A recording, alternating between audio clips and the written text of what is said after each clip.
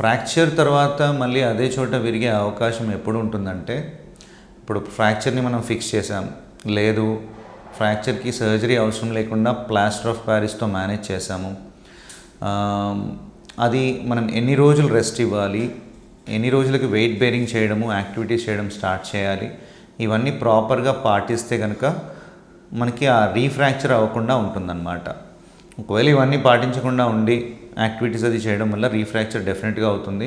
కానీ ఒక్కసారి ఎముక అతుక్కున్న తర్వాత మళ్ళీ నార్మల్గా అంతకుముందు ఎలా ఉందో ఆ స్టేట్కి వెళ్ళడానికి అవకాశం ఉంటుంది. సో రీఫ్రాక్చర్ అవ్వాలి అంటే మళ్ళీ అదే టైప్ ఆఫ్ ఇంటెన్సిటీ ఇంజురీ అట్లాంటిది ఏదైనా ఉంటే తప్ప నార్మల్గా ఫ్రాక్చర్స్ అవ్వడానికి అవకాశం లేదు.